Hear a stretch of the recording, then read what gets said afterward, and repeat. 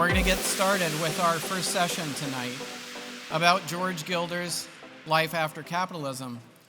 So last year, I had met John Tamny a few times at Freedom Fest and other places, but he's a fantastic moderator. He did a great interview with George. He wrote one of the best reviews of George's book.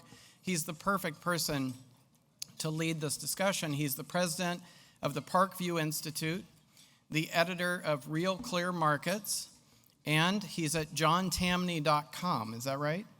John Tamny? Yeah, johntamny.com. So he's important enough to have his own URL, johntamny.com. So if you'd like to read more about it, he's the author of numerous books. It's like John Tamny Palooza at johntamny.com. So I'd encourage you to check it out. He's going to come up and have a discussion with George and Dennis Ridley about the information theory of economics. So welcome, John Tamny. Thank you very much. What an opportunity. This is my second straight year here, and as some of you would remember from last year, it's always been said that George was the person that Ronald Reagan quoted the most, and I contend that I am the writer who has quoted George Gilder the most, so it's always a treat to be up here. And it's especially a treat because this is such an important book. Life After Capitalism just knocked me over. I read it cover to cover, reviewed it, and it's going to be so much fun to discuss it tonight with George and also with Dennis Ridley, who's a professor at Florida A&M, who's done a lot of path-breaking work, putting an empirical sheen on George's essential theories. Now, what's fascinating and crucial about this is George developed the information theory of economics at the Discovery Institute. This was something that he developed over the years, and it's culminated in this book. It began with Knowledge and Power, which was essential, and then this is the latest version, explanation of where we're going here. And so where I'd like to begin to bring some vividness to the story is I think you put it so well in the beginning, or early on of Life After Capitalism, explaining the information theory of wealth, and that you say when you go to a gasoline station and you put your credit card into the pump and you pump the gas, you're not pumping gasoline. What you are doing is pumping information into your tank. Gasoline and oil have been around forever, but information is what's getting into your tank. And just vivify that for us, please. Well, the key themes that sum up the information theory of economics, which originated with the information theory of computation and communications that was pioneered by Claude Shannon in 1948, who invented the bit and the byte, essentially, and also the gauges that define the passage of information through all our communication systems. And from this, the key themes of Life After Capitalism is that wealth is essentially knowledge. We all know that because, as Thomas Sowell said back in 1971, the Neanderthal in his cave had all the material resources we have today. The difference between our age and the Stone Age is entirely the growth of knowledge. And we're currently afflicted by a kind of materialist superstition that imagines that resources are scarce and conveys an impression that economics is a zero-sum game where any gain for one it implies a loss for another. So wealth is knowledge. If wealth is knowledge, what is growth? Economic growth.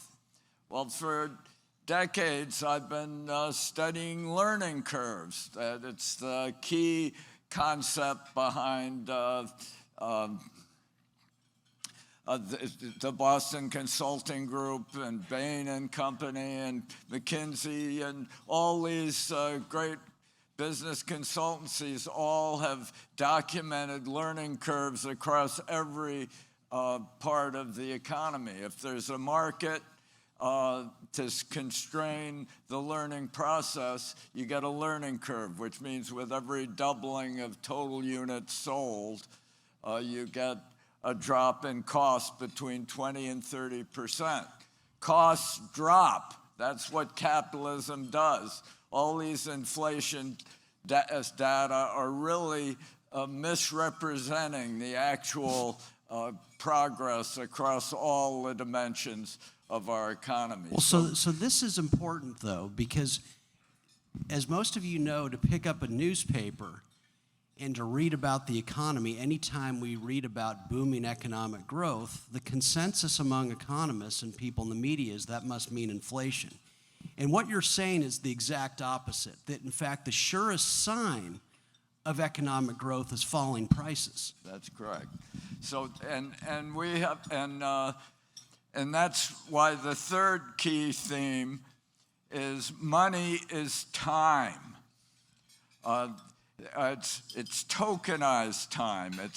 It is the way the scarcity of time, which governs all economic transactions and behavior, is transmitted through the economy. William Nordhaus, as I wrote about in Knowledge and Power, defined time prices and concluded in 1991 that all our inflation data was really nonsense, that if you measure by the universal index of time, what remains scarce when everything else grows abundant is the hours and days of our lives. And time prices allow you to compare the time it takes a typical worker to buy the goods and services that sustain his life, is the real universal measure that applies to the caveman, and Nordhaus applied it to the advance of lighting technology through the ages. And he showed there was 100,000 times more progress in lighting technology, the plummeting of the amount of time a typical worker had to expend to illuminate his night. And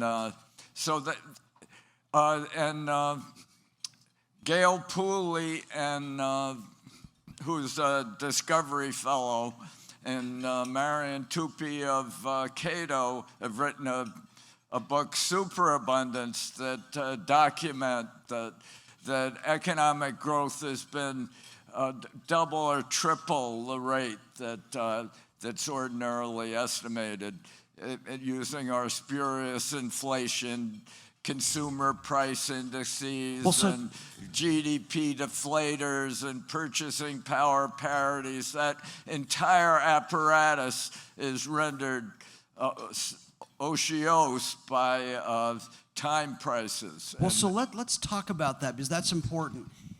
Adam Smith, of course, said that one man working alone in a pen factory could maybe produce a pen a day, but when you had several men working together, they could produce tens of thousands. And so you think about this now, the world working together.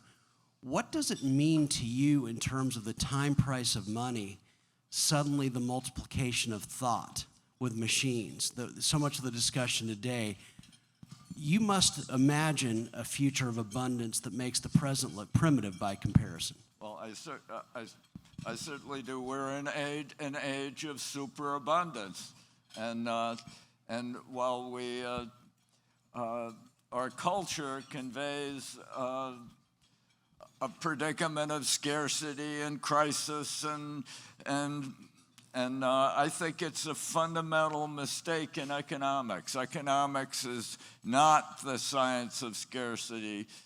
It's the science of abundance, and that's an economic revolution which transcends Adam Smith, and which is why this book is called life after capitalism.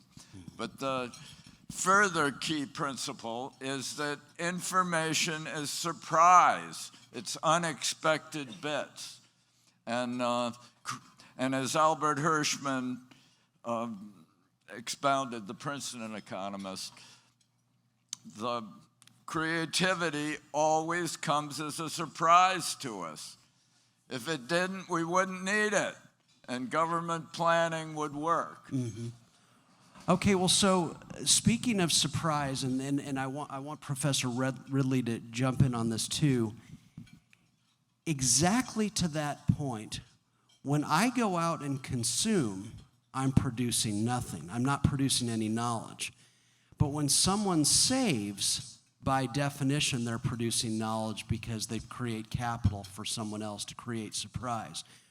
Where does that put you when you hear people from our side saying, well, the tax cut we designed isn't going to lower taxes on the rich at all. It's just going to lower taxes for the middle class. There's no growth in that, correct? Because there's no surprise. Well, my essential principle is that you can only keep what you give away. And this is the principle of investment. It's the altruism of enterprise. If you try to hoard your money, you lose it. You become embroiled in the Midas paradox. He hoarded gold until he had nothing to eat. You can only keep what you give away is the crucial principle of capitalism. Professor Ridley? Well, I think you're maybe referring there to mercantilism, where you hoard. Yeah, right. Yeah. And you could have a lot of gold in the basement and starve unless you trade it for something else. Yeah. My take on it. Just put it closer to you. Yeah. Can you hear now? Okay. So I would modify the claim of wealth is knowledge very slightly by saying that the source of wealth is knowledge. And there are two parts to knowledge. There is human capital, which is imagination and creativity, which gets converted into knowledge. And that knowledge can be written down into books, papers, published. It can be taught in schools and universities. It can be taught to factory workers. And that can be converted into machinery, which is then converted into goods and services, which becomes gross domestic product, or GDP. The human imagination capital is exogenous capital. It comes from outside. It turns out to be the mystery of wealth because we don't know how that works, but we know it happens, and we know it when we see it. So if you call imagination knowledge, okay, but one could argue that that's something else again. But you could combine those two. Well, but so that's important. Carver and Mead is, of course, closing out tonight. But what I thought was one of the most important things that you wrote about in Life After Capitalism were the confessions that Carver Mead would have at Caltech, where they wouldn't talk about what they did that confirmed their knowledge. They'd confess their failures, that was the true creation of knowledge. And you can't have failures without capital. And it just brings me back to this point. I don't think we talk enough about the importance of reducing the burden on those with the most, because precisely because the rich have so much unspent wealth, they have no choice but to invest it in the creation of this knowledge. If you cut taxes on a typical person, they just have more spending money. Consumption doesn't create knowledge, but investment does. And the other another key point that springs from the insight of time prices is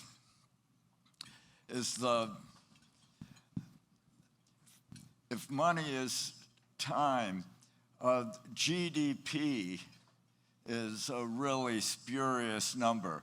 What GDP says is that government spending is worth whatever it costs, however perverse, however destructive it may be. It counts, it's worth what it costs.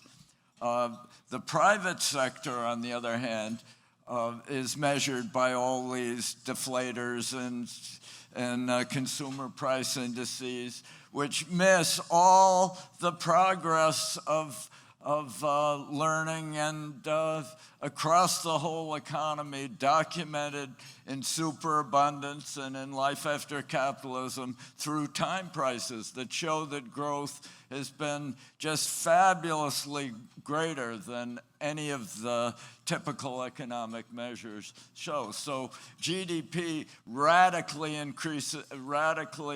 misrepresents the economy by implying that all this government waste is in fact valuable, while it degrades the value of private sector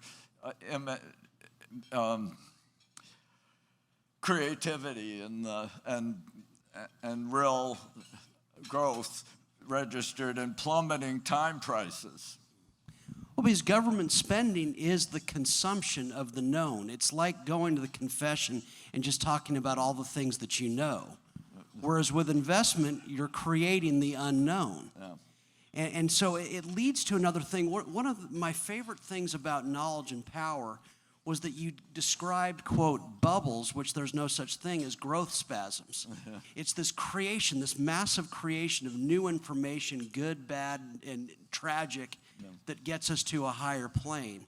And just please expand on that, because this is government by definition consumes knowledge when it spends. Yeah, it really doesn't generate information because it almost obviates the surprises of human creativity, and it's surprisal that constitutes information which accumulates as knowledge through a process of tested learning, and that's the. Well, there is a role for government spending. Oh yeah. But it's not on. What is it? Well, when a producer produces goods and services, they have to get those services to their customers, and so roads are necessary, etc. We also need education for people to be able to function in the economy. Absolutely. We need clean water. We need seaports, airports, etc. So the customer cannot get those products unless they have a road to travel to the marketplace. So both the producer and the customer require these roads. Well, the producer is not going to build a road for somebody else to drive on. And somebody else is not going to build a road for the producer to drive on. And there enters government. Yep. So government is an agreement by all the parties to pay something towards the road, and that will form tax. Yep. However, the idea of taxes and the specific amount of tax is poorly understood, except that following on the guidance of George, I took it upon myself to calculate this, and I obtained a value of 21% precisely. It's 17.5% plus 3.5% depreciation that I discovered from a Spanish researcher, and that adds to 21%. So,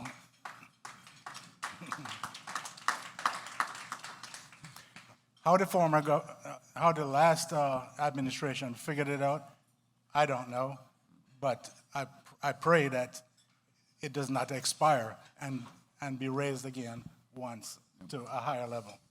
The information theory of economics government's role is really to provide a low entropy carrier for high entropy creativity.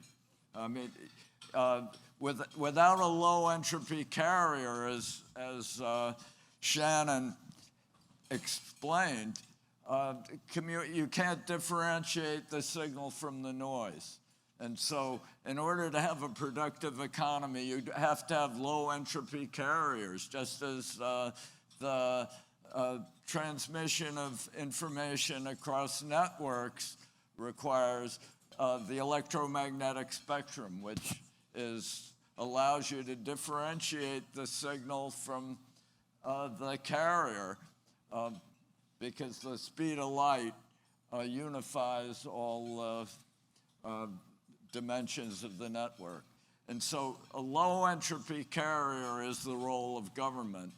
And creativity in the image of our creator is the role of the entrepreneur in the economy. Well, so along those lines, we're in trouble when people are talking about currencies all the time, because when we're talking about money, that means that money is noisy when it should be quiet in the way that a foot or an inch should be. And so one of my favorite aspects of your book is that you're one of the few people willing to point out the utter folly of Milton Friedman's monetarism, whereby he presumed that government could plan the supply of money. That is as ludicrous as planning the supply of goods. Money is a consequence of goods. It's not an instigator. And I think it's essential to talk about the role of trusted money in a growth economy. Yeah, well, this is the low, it's got to be a low entropy carrier, and that's why I'm so excited by the development of blockchains and the ultimate evolution of a global money based on blockchains. And this is the major contribution of Satoshi to the culture of capitalism. And it hasn't been consummated yet, but I think its ultimate triumph is really inevitable. That the idea that governments just can create money is a great delusion. Money is real. It's tokenized time, and time is inexorable. And to have money be money is a measuring stick. It's not a magic wand for governments to subsidize their cronies and delusions. Well, so along those lines, not to step on, because it's a great point, but along those lines, to torture myself, I watched CNBC this morning and had to watch people who can still believe to this day that economic growth causes inflation. It's just painful to watch CNBC. But they were talking about Bitcoin, and it just did not occur to them that the fact that you're talking about its price and its volatility is the surest sign that it's not money. If it were good money, we wouldn't talk about its price at all. And so how do you talk about this with people? Because we're hearing Satoshi. I agree that capitalism requires a stable unit. The governments aren't providing it, but neither is Bitcoin. Where do you see this going? Well, there's a chapter about that issue in the book, and Bitcoin is volatile because it's capped. And this was the error that Satoshi did. Money is scarce as time now, but time opens up infinitely into the future, and money has to be created in correspondence with the ideas of entrepreneurs. And if it can't be, then it becomes a volatile speculative asset rather than a real alternative money. So I believe that the world is working by a kind of tâtonnement, kind of experimental process of capitalism to restore a new global money based on blockchains and money as tokenized time over the next decade or so. Well, previously you mentioned wealth and growth, and I wanted to comment on that. Yeah. Because we've identified ideas and knowledge as wealth, but there are many countries where people have ideas, great ideas, and they are poor and the country is poor because of the government system that's in place. Yeah. So, inspired by wealth and poverty, I set about to try to, and listening to George on C-SPAN talk about these information theories, it seemed to me that there were three things that could, and I established that they would explain gross domestic product, which if you adjust for purchasing parity, it becomes very close to what you described as the true value. But it measures standard of living, and you can see it in the society. The countries that have a higher GDP per capita, you can see that people have more cars, better clothes, better homes, and so on. Yeah. So if we can agree on that, the question is, how do you produce a higher GDP? And there are three things that will do that: human capital, the organization of same, which is capitalism, and two other components: democracy and rule of law. Well, so People, George, one of the other thing I'm dying to hear you talk about, and it's of course in the book, your Life After Capitalism makes very plain that incentive economics doesn't measure up to knowledge economics, the information economy, wealth is knowledge. That basically our side that focused on tax rates as a spur to labor, it's no longer compelling. You developed this at the Discovery Institute.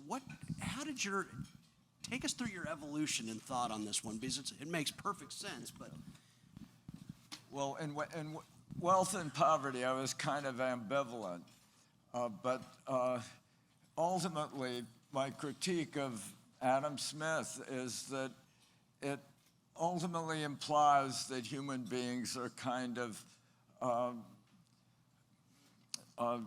agents of their environment, their material environment. They're responding to carrots and sticks. It's like a figure in a Skinner box. And it fails to explain all the most obvious phenomena of billionaires continuing to work like mad to expand their companies and beyond the point where any immediate incentive affects them, so I believe that the incentive model of capitalism, incentives lead as if by a invisible hand. If you're a greedy person motivated chiefly by incentives, it leads as by an invisible hand to an ever-growing welfare state. You seek more benefits and guarantees from government. And since all real novelty and creativity comes as a surprise, guarantees actually thwart economic growth rather than release it. So. Well, in fairness to Adam Smith, he was talking about a trade, an exchange, in which a baker can produce a loaf of bread for his family. And if he produces a second loaf, it's going to be stale because he doesn't need it. A butcher, likewise, can feed his family with a piece of meat. And if he makes another piece of meat, it's going to be thrown away. But they can exchange a second item, and both of their standard of livings go up. Yeah, Well, absolutely. That was a great right. insight. I'm not That's right. saying that Adam But, Smith's but it leads to ordinary economic growth if you expand that. It does. The question is, how do you create bread in the first place? The idea of bread, and that's a different contribution to the economy, and that is the knowledge or the imagination portion, which Adam Smith didn't deal with. Yeah. Well, Adam Smith said that division of labor is governed by the extent of the market. And my belief... And you're saying the division of capital results in excess wealth. I say excess wealth. That no such thing as excess wealth. That creativity, Surplus wealth. Okay, supply side expands the economy and expands the division of labor in the course of it. But human creativity is not limited by the extent of the market. John, It do you want to give extends a the final market. word? It's supply creates its own demand. Do you want to give a final word, John? Oh, nothing other than what a treat it is to once again be up here. Again, I've learned so much from George over the years, and so it's great to meet Professor Ridley. But really, what a treat to get to do this. Yeah, let's give them a hand. Thank you.